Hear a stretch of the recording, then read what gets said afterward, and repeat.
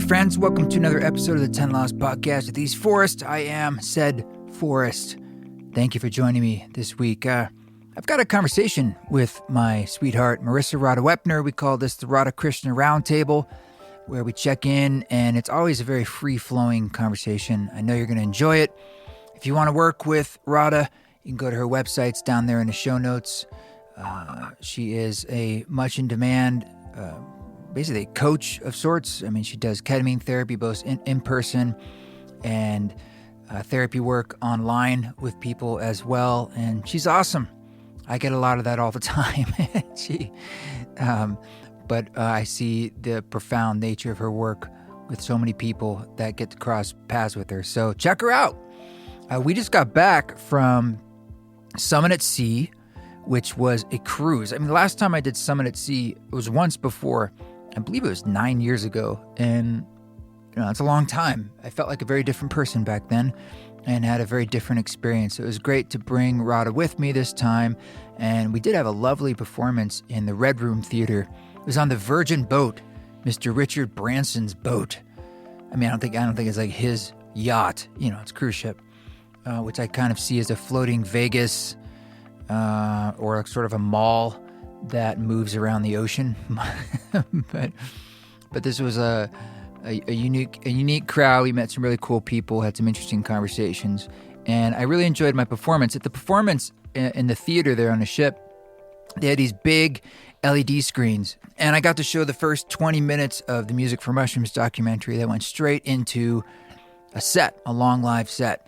And then I continued to have visuals up on the screen, which is new for me. I don't usually have visuals when I play, but it seemed like it made sense because they had these giant screens and, we just watched the film. But normally I'm kind of like anti-screen during shows because the whole point is this inner journey. But this was new and it was fun to be able to incorporate images and other video that I've shot over the years into the live set. So we're making lots of plans, sort of testing out this model, hopefully for the fall, where we're going to do a larger tour and events here, hopefully a few in Europe in August, but in the fall doing more in the US, maybe even a few in Canada, to promote the movie Music for Mushrooms, which is hopefully launching in September is the current plan. So we'll be doing our own screenings, and maybe you want to host a screening. We'll have more on that, but go over to musicformushrooms.com if you want to sign up for updates just on that, and we'll be sure to let you know.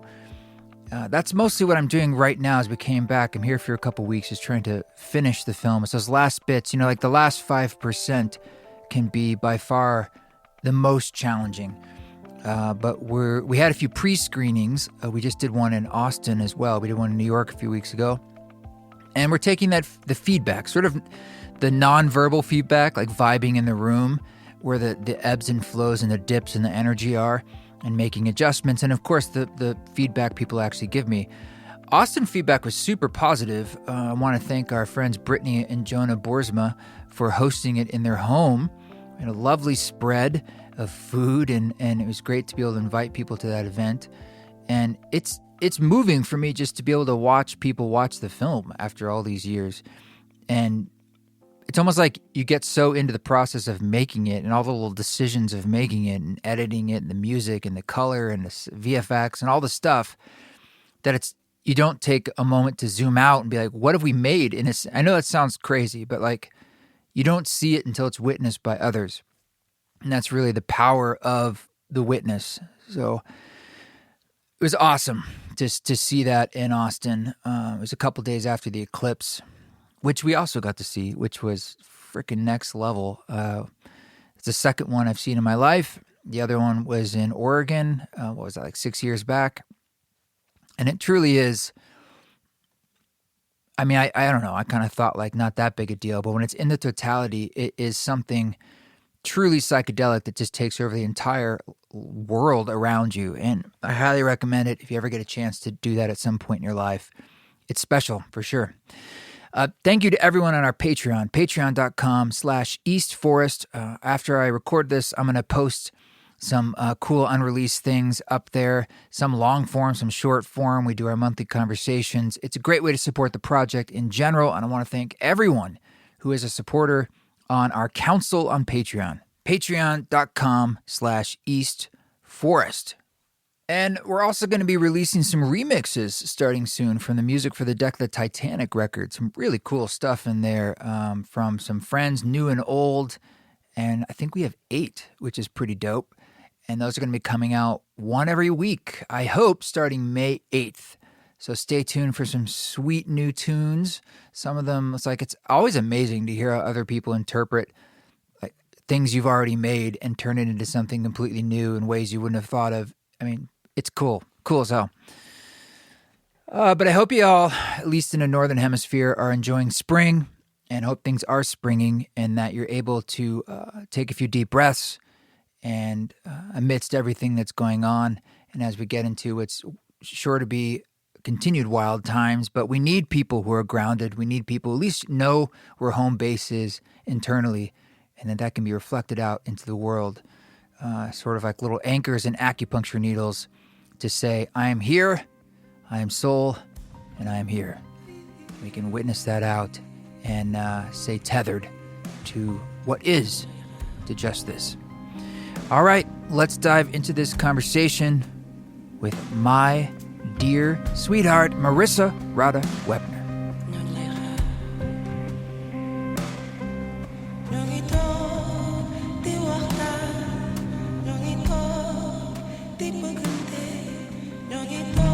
Okay, we're back with the Radha Krishna Roundtable, first of 2024.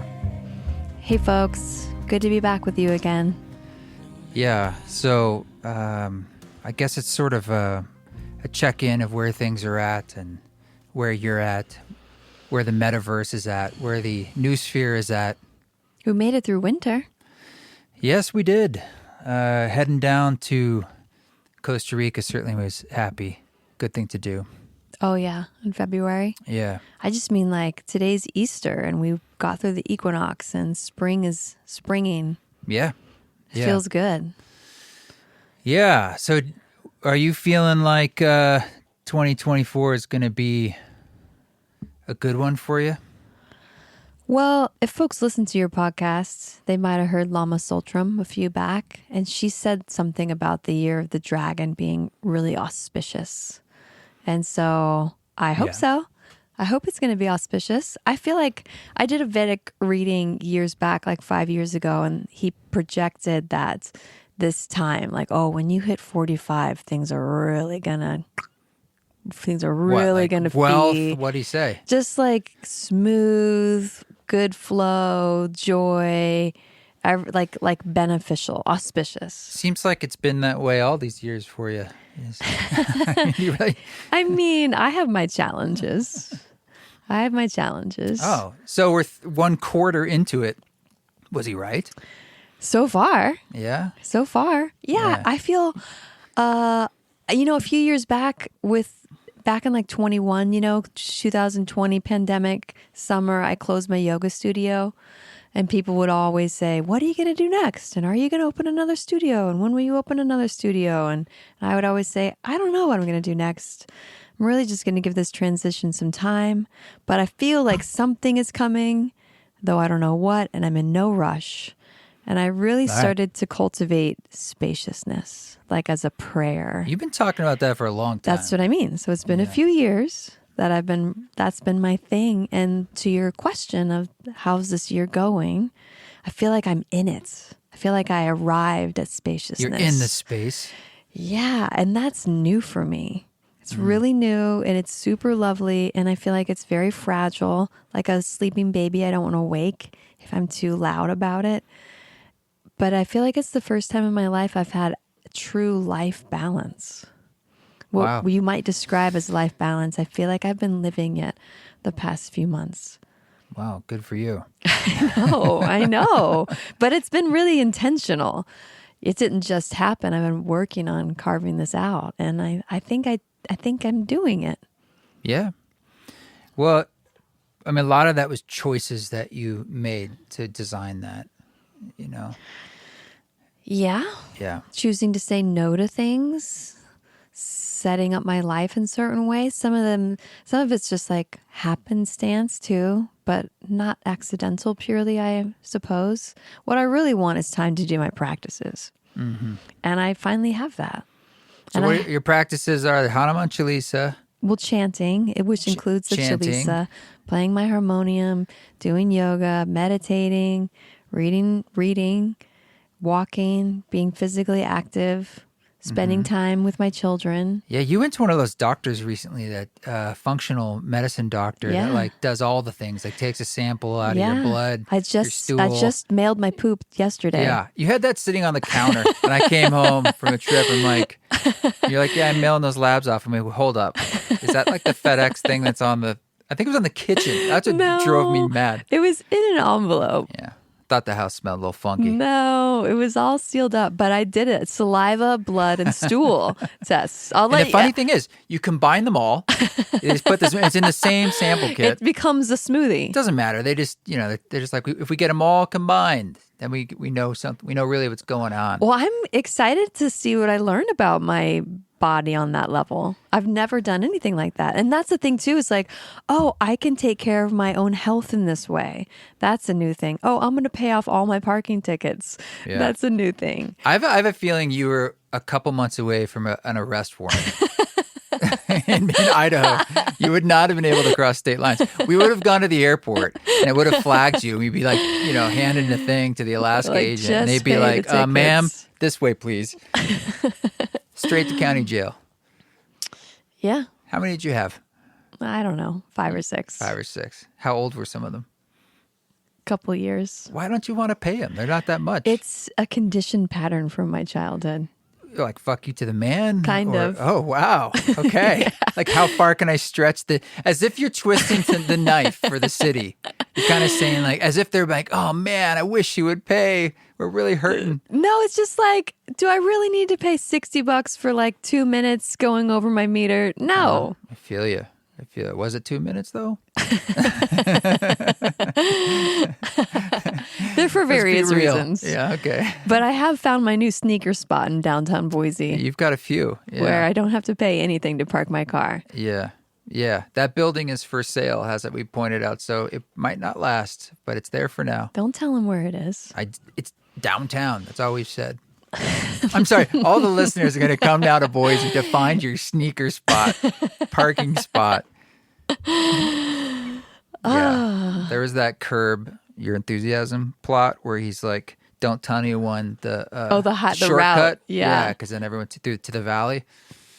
Which is absurd that there is such a thing. Anyone who's driven in LA, it's like, look, there's a finite number of ways to get. But if there were to be, you'd want to know about it.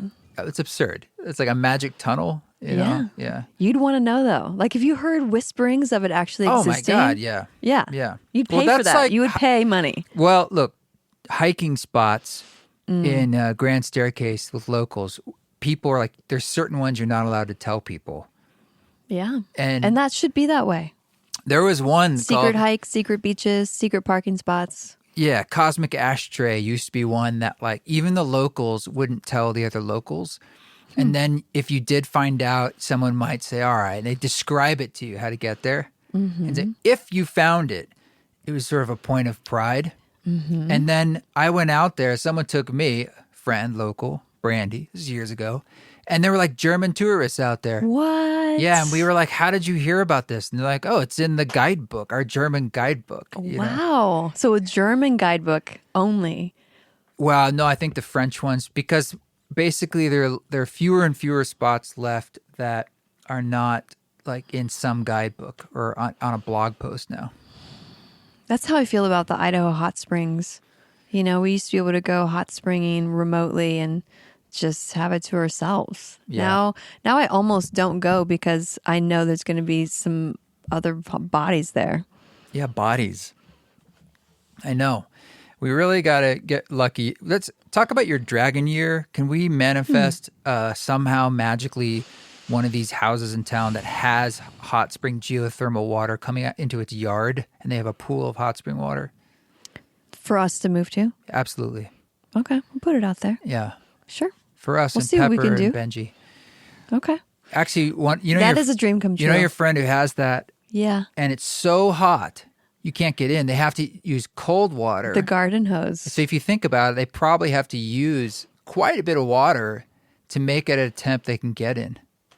Yes. It was way too hot to get in. It's always way too hot unless you cool it off. Yeah, because naturally it's like scalding. You know what's interesting is it's the geothermal heat is from uranium deep in the earth. I heard that, and I always wonder if that meant the water was radioactive. I must not be radioactive. Or no one wants to check because they're like, it feels too good.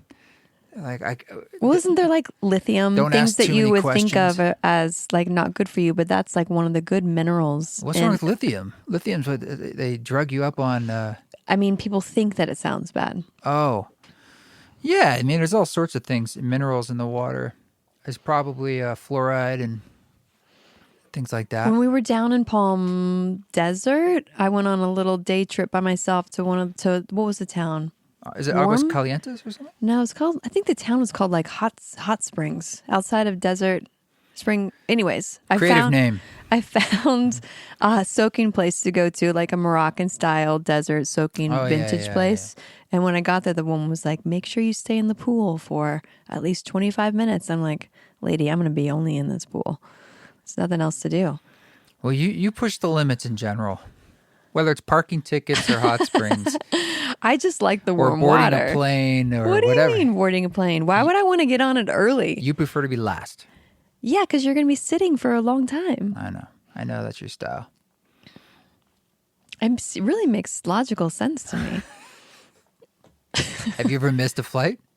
Because I was like in the bathroom or something? Yeah, you were just a little late.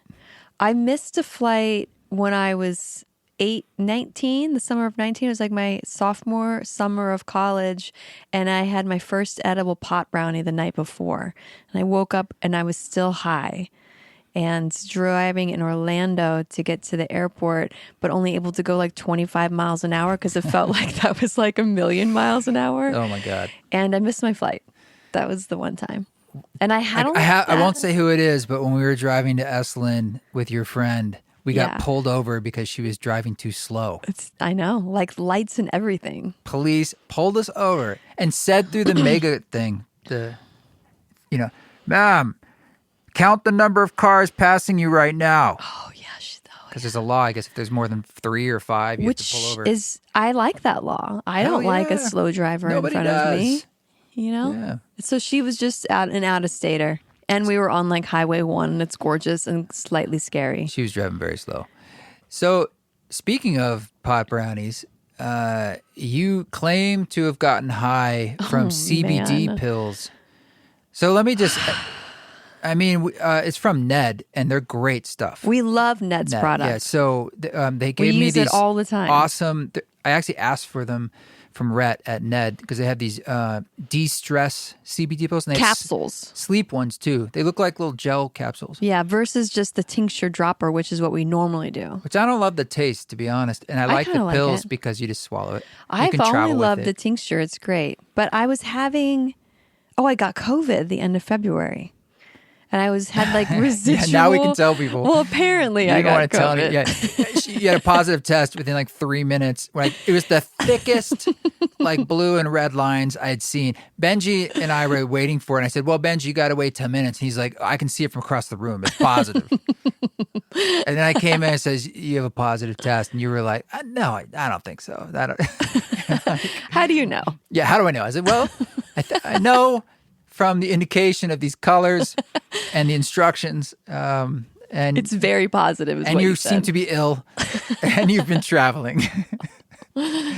And I apparently had COVID. And you said because no one else got it that you knew of, therefore you didn't have it. Yeah, nobody got sick. I mean, thank goodness. You and Benji didn't get sick. None of my friends got sick. Nobody that I saw got sick. That's just not science, but thank goodness. Yeah. But I had my main symptom was like achy. My body ached. Yeah. Yeah. And I had a runny nose. And I was tired and I didn't feel good. A little bit of a cough. Not that much though. But then like a couple weeks later, my body still ached. And I was talking to you about like, oh, my body still aches. And because I didn't really slow down or stop. I mean, a moment ago I was talking about life balance. And now I'm telling you how I had COVID and I didn't let myself rest. That's also true. Well, it was the beginning of the year. You got to have shoot some blanks, false starts. Yeah. You got it out. So I said I'm going to take a bath tonight. I'm going to, take an Epsom salt bath and rest. And you're like, why don't you take some turmeric? Why don't you take some CBD? Oh, yeah. And I said, great. And so I took the CBD capsules, I took turmeric, I took a bath, I was feeling better. And the next day I thought, well, I'll just keep giving my body extra support, like Krishna said, and I'll give myself some more turmeric and I'll take 2 more CBD capsules. And then probably had quadruple the dose you should have had of CBD. Is my in guess. the capsules. And then I went to the ketamine clinic to see a patient. And I noticed I was feeling strange. Yeah, you sent a text. It was something like, I'm either I having can't feel a my panic. face. You need to pick me up. I didn't say that. You did say I need to pick you up. I said, I'm either having a panic attack or I feel like I took edible THC and my mouth was cottony. I was starting to tremble. I was having anxious thoughts. I was sweating. I was cold. Like I was having this full body response with someone while they were doing our ketamine therapy session. And he was having a great session. It went really beautifully for him. He had this full arc of life, birth, death, rebirth, and it was exquisite. So his space, the space that I was holding for him, was impeccable while I was going through my internal process. And I can also say, and I was at the ketamine clinic that's fully staffed medically, whereas if anything did come up, he would be taken care of and I would be taken care of.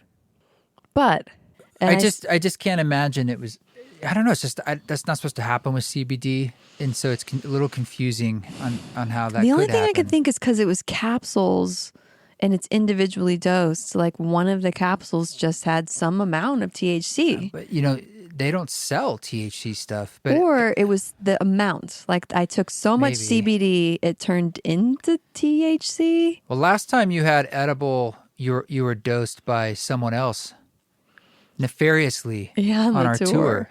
And that was bad. Yeah.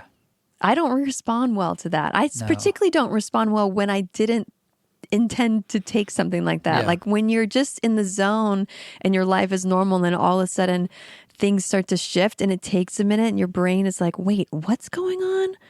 What is happening in this moment? And then when you're public facing with somebody, you got to keep it cool and interact while you're trying to self-diagnose and not freak the F out. Yeah. Wow. Did you ever think it was transference of their stuff? Like you were picking up on the vibes in a weird way? Some ghost in the room?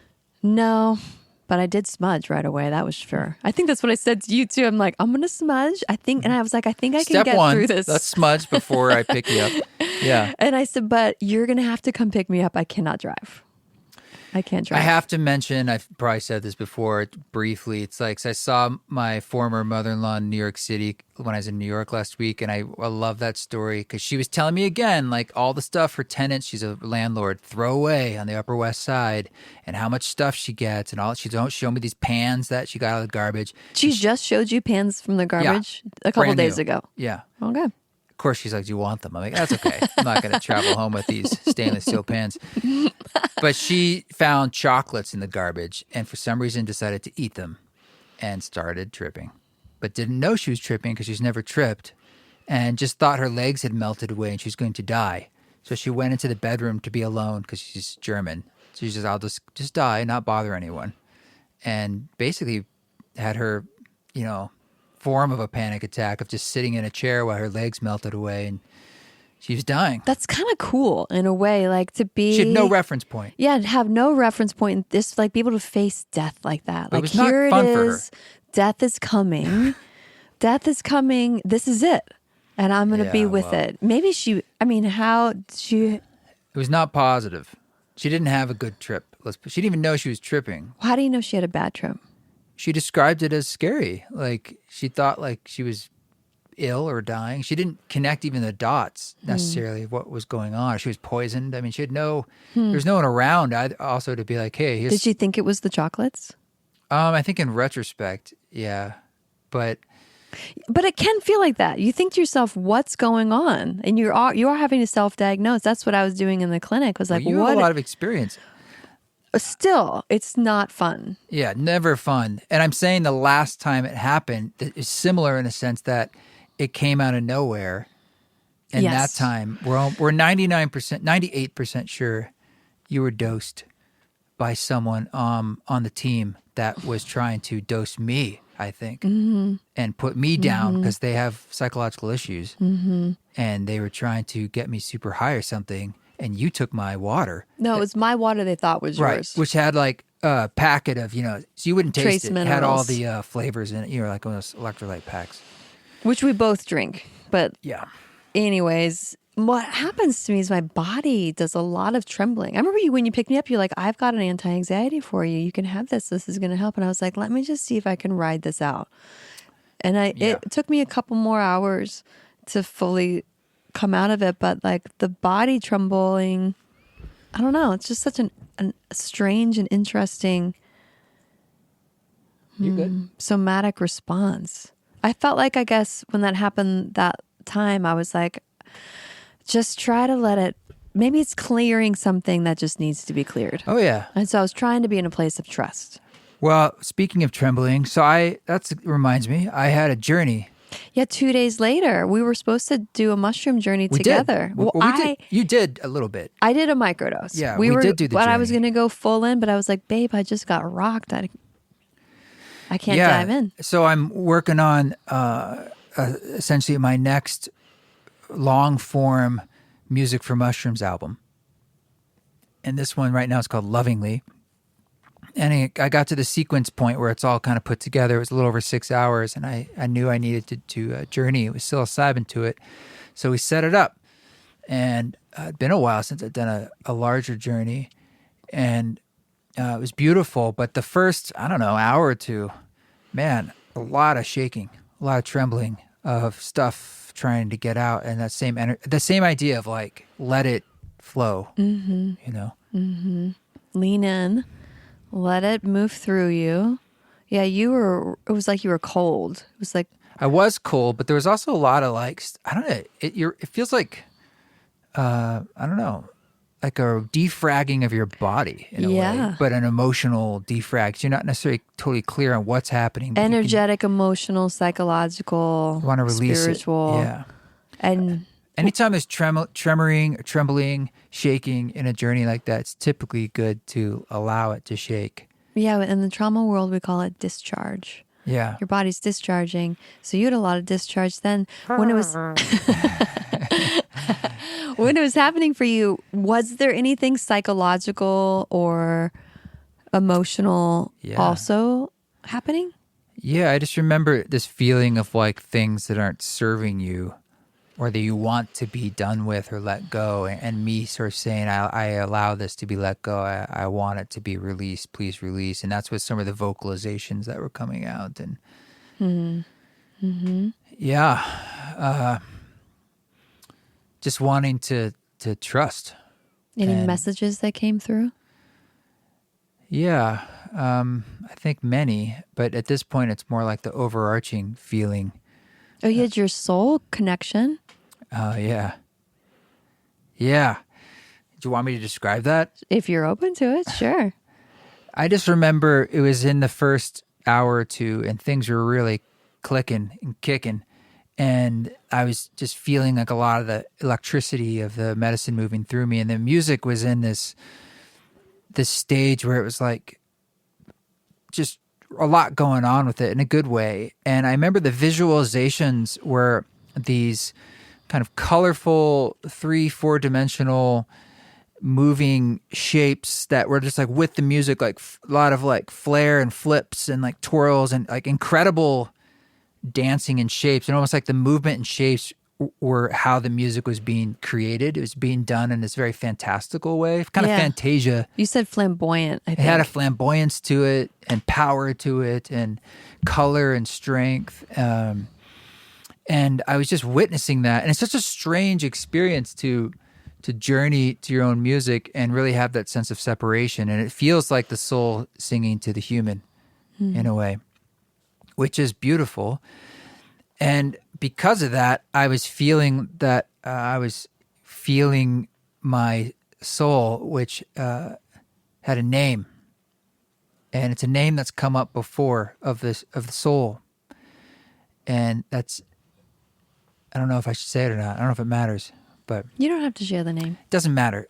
I mean, saying It's your soul name. I wouldn't give it away. it's not a secret, but Well, it's also powerful. not. Yeah, but Names are powerful. The point is, it was like feeling the soul in its fullness, and how big this soul is. And I'm not trying to prop myself up. If anything, I've kind of felt like my manifestation, or I felt as an emanation of this soul here on the earth, was like 2 or 3%. You know, like, and I could really kind of sense that. And that You're like little the 2 or little 3% toe. is what allows me to like play the music. But what's coming through is like a channel of something that's like this larger being that I'm a piece of, an emanation of. And I think we all have similar things in different ways. You've shared that before in journeys. You're like, I called in so-and-so's soul, or I asked to be with blank soul. And I don't feel like in the journeys I've had, let's say, soul encounters like that, even with my own soul. I don't have that perspective. Maybe you just feel it in a different way, you know? We're just trying to describe. Yeah, I just think it's metaphor, cool and right? interesting. Like, I've thought to myself, okay, next time I journey, I want to meet my soul too. But it didn't have like a face. It was more like, it was actually coming to me through these crazy visuals and the music, through feeling. And that's what was just so overwhelming. It was like, wow, that's a lot. And it was a knowingness, a recognition Just of. kind of like, yeah. I mean, for me, the music becomes like it's a playing field or something. And it just is so wild to be a receiver of that when I'm usually more in the middle of it. Not necessarily, I'm like in between. I'm this go-between. And that in itself is its own process that is interesting and unique, but it's very different than letting go of a lot of your humanity and just receiving this stuff and kind of being at its whim. And it's awesome, but so that song ended and I was just rocked. And I think when it ended, I exclaimed something like, oh Jesus, holy, Yeah. like, wow, Yeah. wow. It was like a half-hour thing. And then there was this next song came on, was just piano, simple, really simple. And this occasional vocal. And if anything, that cemented the authority of this soul space. It was almost like, now that the flourish is gone, let me show you that just by the existence or loving awareness, like just essentially the consciousness, the symbol is more than enough. And I could just, it was almost like putting a foot down and be like, it is so.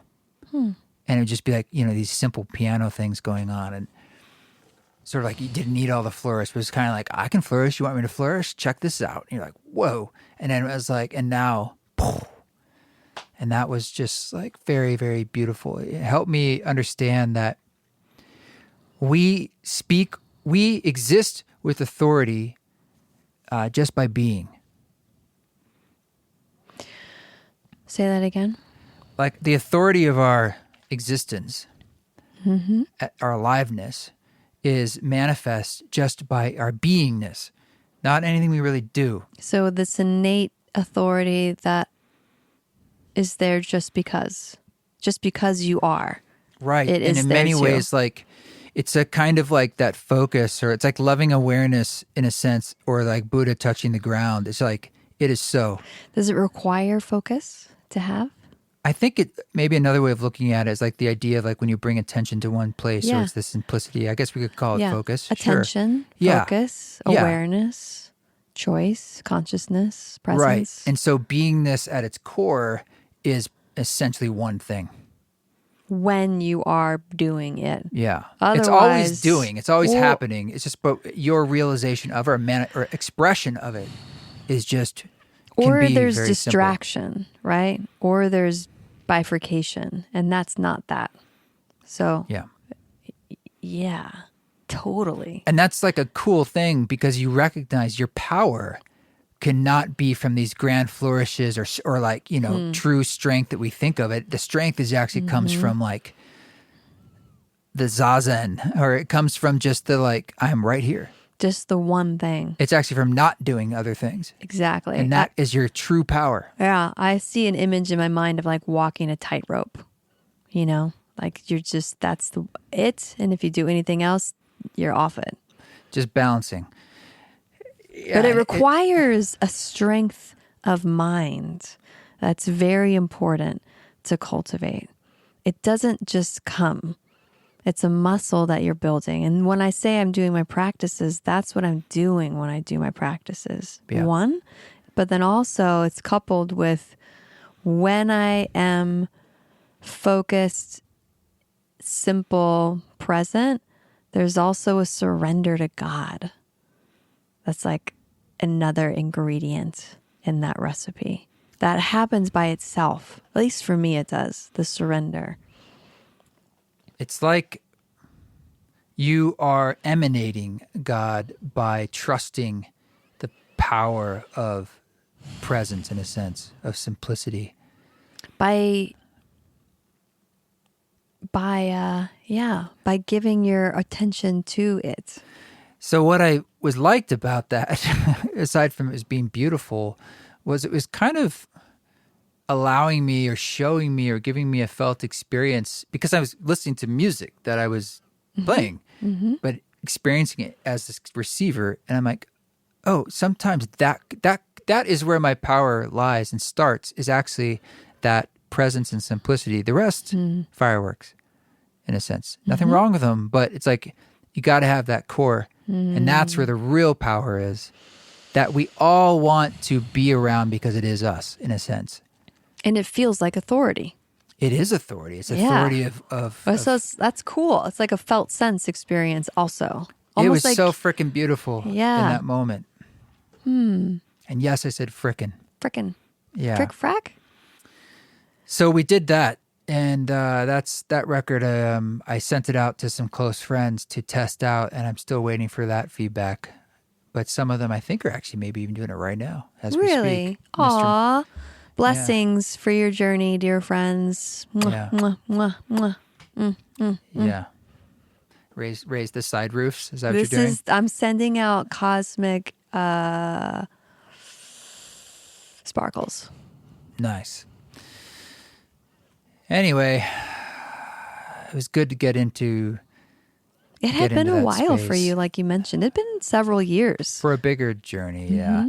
It's funny because, like, I'll be taking really small amounts for concerts and stuff fairly often, and I still feel the energy, but it's different than when you're in a bigger dose. And because your work with the ketamine clinic, I had access to ketamine work, which I find valuable. It's different, but you're definitely getting into the Akashic lake, as it were, or shaking the hand, or sometimes Tell me what you think about this. Somebody I was talking to recently said, who works in ketamine therapy, said that they describe and assess ketamine to be a medicine that is communication with your higher self.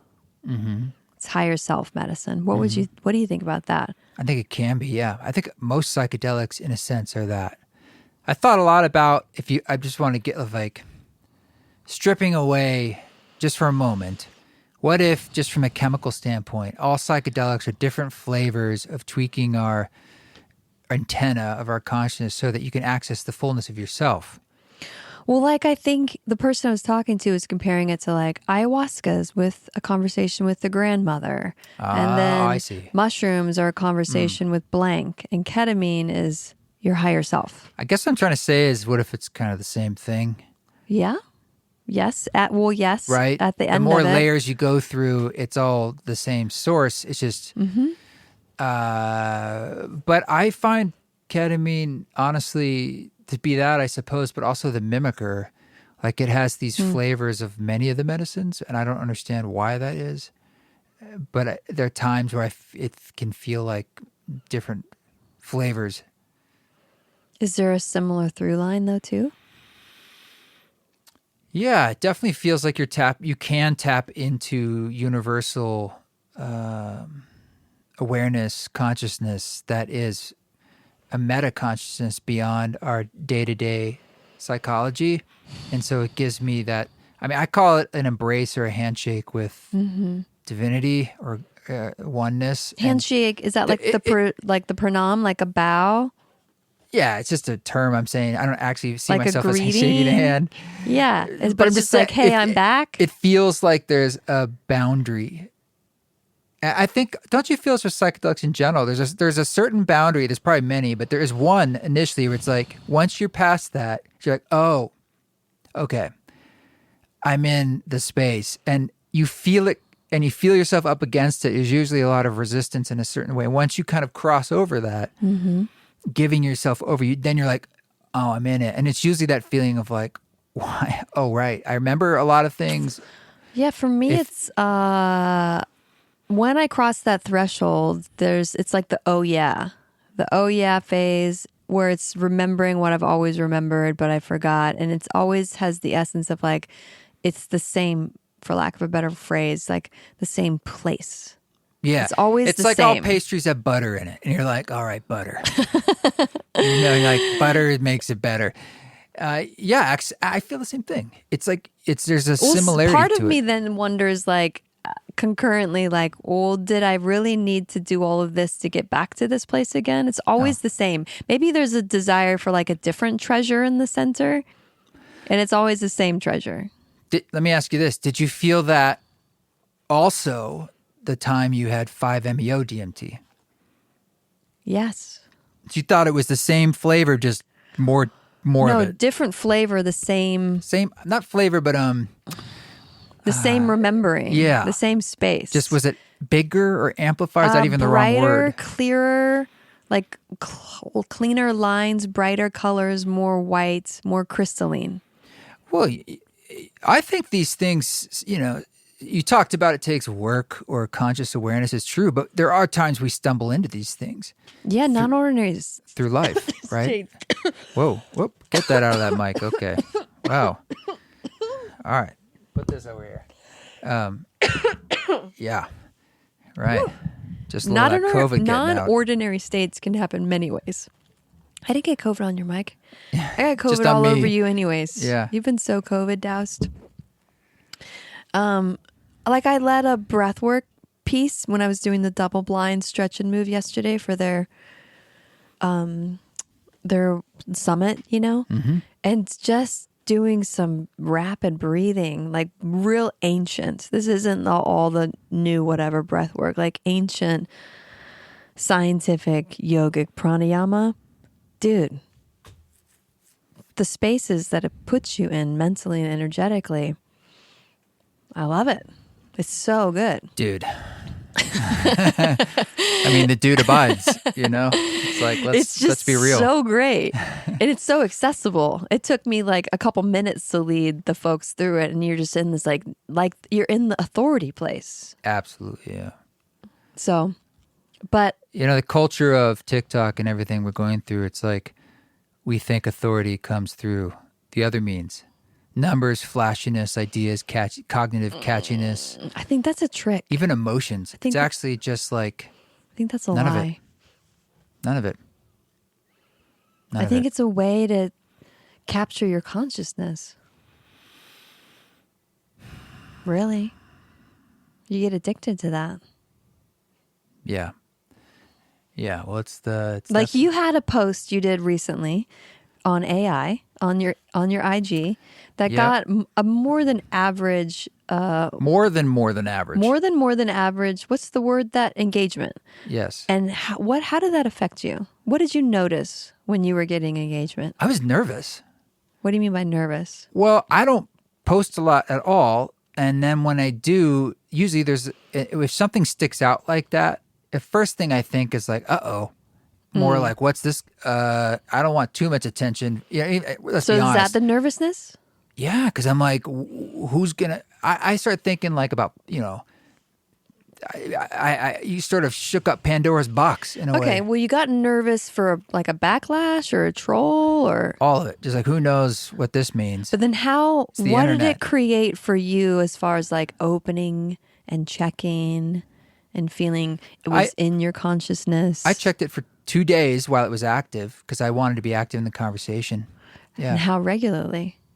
More so than normal. Probably a dozen times in 2 days. If not more. I'm telling the truth. That's a lot. More than normal. Yes. I mean, usually it's like once or twice a day. I try to I look at what's going on my page. Yeah. And I just try to keep up, and sometimes I slack off on that. So would you say that level of engagement that cost you that level of attention, of your own attention on other things, was worth it? Yeah, I mean, look, I'll be totally honest, worth it? I don't think it was that big of a draw. There's other things that are a much bigger draw than that. I mean, honestly, that was just more like, I just feel like it's so ephemeral that, I don't know. Well, this is just like a little sliver of what things could be, right? So that was just a little micro for you.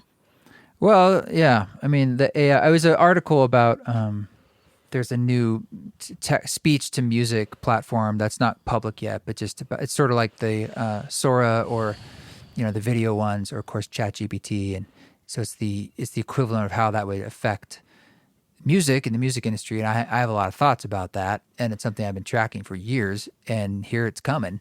So I was just talking about it, and other people had opinions too. Apparently a lot of opinions. A lot of folks are thinking about it in addition to you, which is maybe for you, like, helpful to just feel validated in that conversation. I still think a lot of people are more relaxed and sanguine about it, more than they I don't know if should be is the right term, but I think it's a bigger deal than some people slough it off like, oh, it's not going to be a thing, or like people will always be better. What do you think it's going to be? My gut tells me recorded music will have a lot less value in a few years, definitely after that, and it'll be irreversible. Like a stock market crash on music? Well, I mean, two ways. Culturally speaking, like, there'll be so much more music, and it's so much easier to produce by anyone, that we as a people in our culture will value less hearing a recorded song, because it'll become more and more. Do you think like AI will win a Grammy? An AI artist? Possibly. That's less call him that. Interesting to me. I mean, if you think about it, that's just voted on by people and whatever. Well, that's what I'm trying to gauge what you mean when you say valued. Well, I was getting to the second piece. Okay. And then the second piece is quite literally, like, if Spotify, for instance, plays 0.001 cents per stream, for instance, and it has 100,000 songs a day being uploaded. I mean, what is it if it's 100 million? They're going to have to figure out how to parse through all this. But quite literally, how does AI get paid? There's a deflation per song, because, there's just more songs. So if there's a pool of money being paid out, essentially, it gets spread out to more and more creators. But who gets AI's paycheck? It's not that it's AI's, honey. It's that people are making the songs using AI tools. I mean, there's already people gaming the system already. Mm-hmm. Calling themselves Beyoncé's with an S at the end, and they just steal streams until it gets shut down. And they have farms of these people making money. It's totally illegal. They're making money. Or white noise until it gets caught. They have like 1,000 people just uploading as much as they can. Well, once you use AI tools to do this, which you already can, I just think it's a race to the bottom. Well, then even too, I'm thinking like, how would you verify it was not AI? Well, we want to see somebody making the music live, but then that's just AI-generated video. It's even better. It's AI-generated just like professors using AI tools to try to see if AI was used. It'll be AIs trying to catch AIs. And that's already exists. Do they have 5 fingers or 6 fingers? Yeah, piano that use like, clearly that was 11 fingers that played that song. It's an AI. It's like if an AI photo plays music. It's like, it has too many fingers. Yeah. Yeah.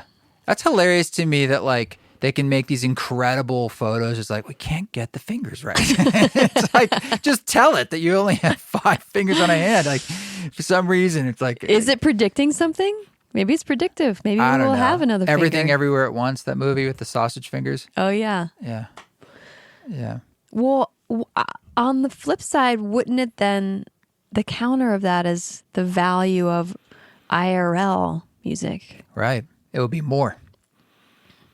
It's too bad you hate to travel. I don't hate to travel. It's just, it's a lot on our... We both just got back from trips, let's be honest. I know. And we realize how we're not spring chickens. I mean, we travel a lot, and more and more and more, it's like, damn, I need a day to If you all want to get East Forest somewhere, pro tip, You send him an offer and you say, and business class flights for 2. And like the likelihood that you will get a yes to that goes up exponentially. If it's an overnight flight and you offer us a lie flat, I'll be like, I'm sure. We will go. We'll go. We will go. Yeah.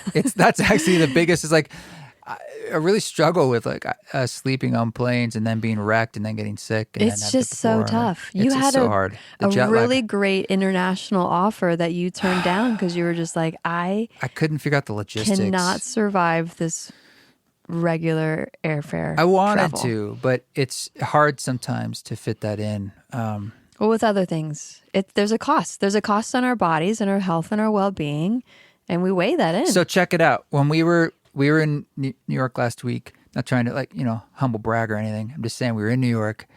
Okay. And we were, got to try, someone had an Apple Vision.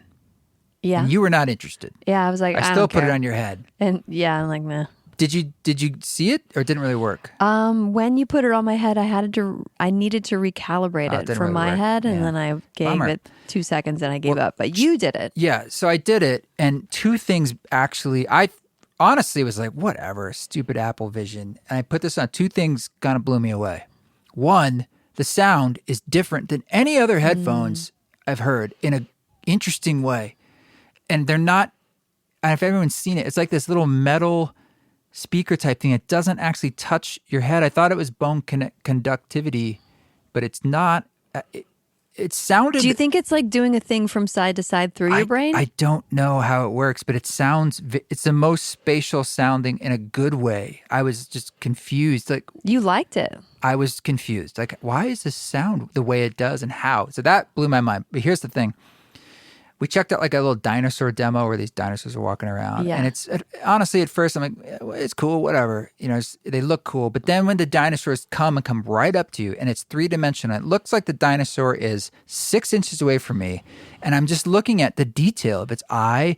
It's moving and breathing and making noise, but the detail was incredible. Like it really looked really, really good. And obviously this will just get better. And I immediately thought, if you did this for a concert, I don't travel. Is this better for the planet this way? Okay, we have a stage that we have where we're performing, and everyone gets a front row seat. You've talked about this for a long time. But I finally saw it where I was like, oh, this would work. Yeah, you have this vision. You want this. You want to be like in a VR headset spot. Look. I'm not putting that down. Well, let me flesh out what I actually want. It's not as simple as that I just want that. Well, you want it for the reasons you just said. You don't have to travel. You can access millions of people or thousands or whatever. I just think you could do a lot of interesting things where people are with you on stage essentially and interacting with one another, and the sound is good, and you could do things with the lights. And the downside is there's magic in being in the room together in real life, no doubt. All I'm saying is, I'm not saying you have to own a Vision headset. Maybe it's more like you go to your local whatever concert place, and it's a place where you get one of these headsets for the concert, and it's much cheaper. And then we can all do something live together. Could you look like yourself, or would you be cartoony? No, I prefer that we all just look like, ideally it just looks like you're right there. Is that possible? I'm asking because I don't know. In VR, like, does everybody turn into a cartoon? You could be an avatar, sure. But could you look? I think so. Like photographic. I mean, I would say yes because I saw this stupid dinosaur and I was seeing how detailed it was. Well, I was watching the dinosaur on the TV screen while you were in there with it, and to me, it looked like a cartoon. Yes, and it was 3-dimensional is my point, right in front of me, and the way it moved, like right in front, it looked like it was. I could just touch it. I'm saying I was surprised. You liked the picture quality because previous iterations of this stuff are pretty terrible. And anyway. You think you're going to get one of those headsets? Absolutely not. No. No. Because I also thought, like, what's the point of this other than, like, games? Well, the guy said that he would watch movies on it. Like you could just watch whatever movie. And I'm sure it's it. cool, but, I mean, I don't need that in my life. Well, you like the sound. The sound was interesting. I want to learn more about what's going on there. So we pulled up some mixes. I even pulled up songs. My and others, but I wanted to compare because I was like, well, maybe it's these other people are mixing in an interesting way. I was like, well, I pulled up Cosmic Dance, and it sounded dope. And I'm like, but it's It's just a new speaker system that I haven't wrapped my head around. Literally, I did, but It wrapped its head around you. yeah. Anyway, Well, that's cool. yeah. Yeah, you were into it. Well, I was into that, the concert thing, because I think concerts and in real life is going to be more and more valuable. But I also see like the way the planet's going and us and how hard it can be on our bodies and for everybody. So I'm always looking for viable solutions. As a piece of the pie. Absolutely. Yep. Yeah. It's not it's not like all or nothing, but so that's that. We should wrap this up, but we're heading back out on a few things. Spring is springing, and there's lots of other things going on. Maybe we can pick it up another time. I would love to. Maybe post summit or something. Sure. Post eclipse. Yeah, we're going to be in Austin for the eclipse, which will be interesting. The last eclipse was super magical. Yeah, we both crossed paths at the Eclipse Festival in Oregon. We didn't cross paths. I was teaching a class and you were my live music. It was scheduled in. Same thing. Scheduled in.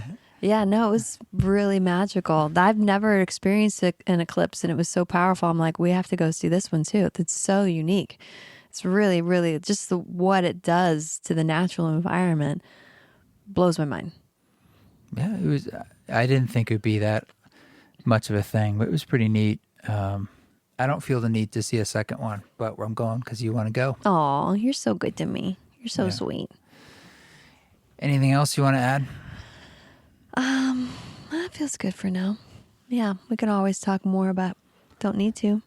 Yeah. Just thanks everybody for tuning in. Do our politics podcast next. What would you like to talk about with politics? I don't know. Stay tuned. Maybe most people are either like tune out or tune in for that one. It's going to get wild as we come into the summer and fall. Yeah. As if it isn't things already. Surprises will happen. Yeah. Yeah. All right. Keep walking. Talk soon, everybody. Peace. Well, check her out. Thanks, Radha. Marissa Radha Wepner for coming on the show. She's got her website down there in the show notes. She does all sorts of private work with folks, and she is amazing.